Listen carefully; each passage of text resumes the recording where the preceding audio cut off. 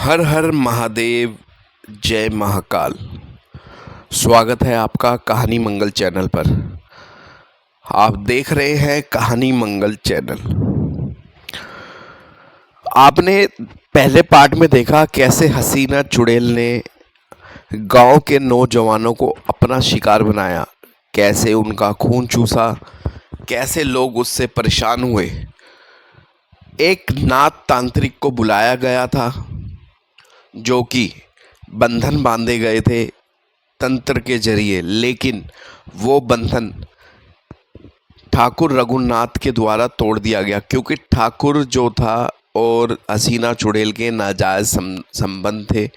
ठाकुर नहीं चाहता था कि हसीना चुड़ैल उससे जुदा हो, इसलिए उसने वो बंधन तोड़ दिए। लेकिन उसको ये नहीं पता था कि बंधन तोड़ने के बाद हसीना चुड़ैल की ताकत और बढ़ जाएगी और उसका आत्मविश्वास बढ़ जाएगा। बाद में उसी ठाकुर रघुनाथ का अंत हुआ। हमने फर्स्ट पार्ट तक देखा कि जिस ठाकुर रघुनाथ ने हसीना चुड़ैल को बचाया था उसी का अंत हुआ। तांत्रिक ने बहुत कोशिश करी उस बंधन को बांधने की, लेकिन ठाकुर रघुनाथ द्वारा वो तोड़ दिया गया। गांव वाले खौफ में हैं कि कैसे हसीना चुड़ैल से छुटकारा पाया जाए, क्योंकि नौजवान गांव से ख़त्म होते जा रहे हैं। अब आपके लिए लाए हैं आज हम दूसरा पार्ट हसीना चुड़ैल का। तो जुड़े रहिए कहानी मंगल के साथ। हम शुरुआत करते हैं। ठाकुर रघुनाथ की लाश जमीन पर पड़ी थी। उसका खून सूख चुका था और चेहरा डर के मारे विकृत हो गया था। गांव वाले सहमे हुए खड़े थे। जिसने चुड़ैल का सबसे ज़्यादा साथ दिया वही सबसे पहले मौत के घाट उतार दिया गया।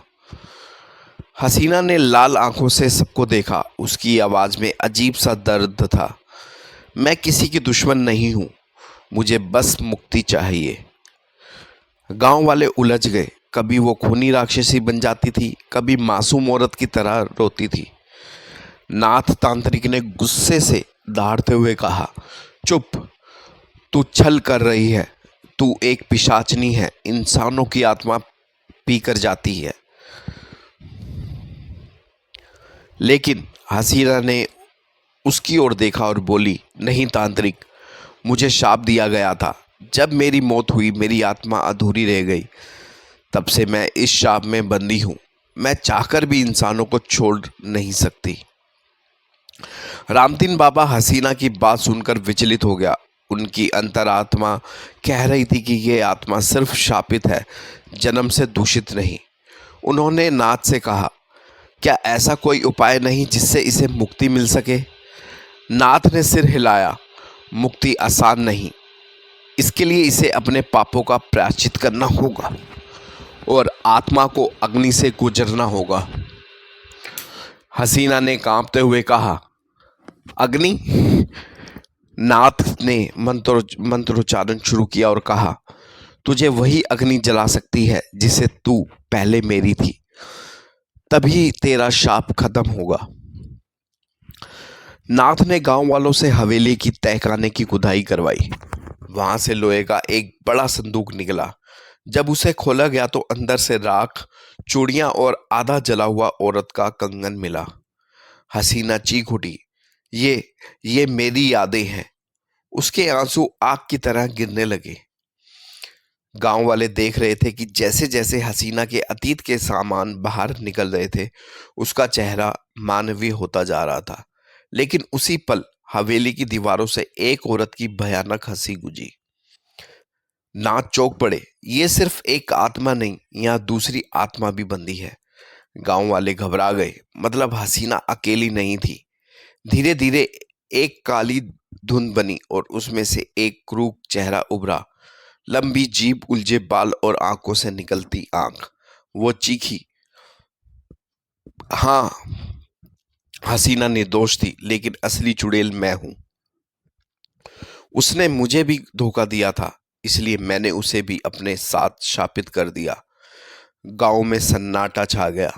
मतलब अब तक हसीना जो भी करती रही वो मजबूरी थी। असल में उसकी आत्मा इस काली चुड़ैल के बंधन में थी। काली चुड़ैल ने हवेली से बाहर आते ही गांव पर हमला कर दिया। उसने हवा में झाड़ियां उखाड़ दी, पेड़ों को गिरा दिया, औरतों बच्चों को उठाकर पटक दिया। पूरे गांव में चीख गूंजने लगी। हसीना जमीन पर गिरकर रो पड़ी। मैं निर्दोष हूं, लेकिन मेरी वजह से सब मर रहे हैं। नाथ ने हसीना से कहा, अगर सचमुच तू निर्दोष है तो इस चुड़ैल से लड़। तुझे अपने भीतर की शक्ति को पहचानना होगा। हसीना धीरे धीरे उठी। उसकी आंखों में आंसू थे, लेकिन उनमें चमक भी थी। उसने काली चुड़ैल की ओर हाथ फैलाया और चीखी, अब और नहीं, तूने मेरी जिंदगी बर्बाद करी, मेरे नाम को बदनाम किया। अब मैं तुझसे मुक्त होकर रहूंगी। गांव वाले देख रहे थे कि हसीना का चेहरा बदल रहा था। वो आधी औरत और आधी अग्नि देवी जैसी लग रही थी। काली चुड़ैल गरजी, तू मुझे हरा नहीं सकती, तू मेरी ही परछाई है। नाथ ने मंत्रोच्चारण शुरू किया और हवेली के बीच हवन कुंड में अग्नि प्रज्वलित की। उन्होंने हसीना से कहा, अगर तू सचमुच निर्दोष है तो इस अग्नि में कूद जा। तेरी आत्मा मुक्त हो जाएगी और काली चुड़ैल का अस्तित्व मिट जाएगा। हसीना ने गांव वालों की ओर देखा। उनकी आंखों में दया और विश्वास झलक रहा था। उसने गहरी सांस ली और बोली, अगर मेरी मुक्ति से यह गांव बच सकता है तो मैं ये बलिदान दूंगी। वो धीरे धीरे अग्नि की ओर बढ़ी, लेकिन जैसे ही हसीना ने अग्नि में कदम रखा, कुछ अजीब हुआ। काली चुड़ैल ने चीख कर कहा, नहीं, अगर ये अग्नि में गई तो मेरा भी अंत हो जाएगा। उसने हसीना पर हमला किया। दोनों आत्माएं, हसीना और काली चुड़ैल, हवा में टकरा गई। आग, धुआं और चीखें पूरे गांव में गूंजने लगी। नाथ ने मंत्र पढ़ते हुए अपनी पूरी शक्ति झोंक दी। गांव वाले भयभीत होकर सब देख रहे थे। आग की लपटें इतनी तेज हो गई कि हवेली की दीवारें गिर पड़ी। गांव वाले भागकर दूर चले गए। जब धुआं छटा तो वहां ना हसीना थी, ना काली चुड़ैल, बस राख का ढेर और हवेली का मलबा बाकी था। नाथ ने गहरी सांस ली। शायद अब ये शाप खत्म हुआ। लेकिन उसी रात गांव के तालाब से एक औरत की हंसी गूंजी, धीमी मगर डरावनी। गांव वाले से कांप उठे। क्या सचमुच चुड़ैल खत्म हुई थी या फिर कोई और भयानक खेल शुरू होने वाला था? तो ये कहानी थी हमारी हसीना चुड़ैल की।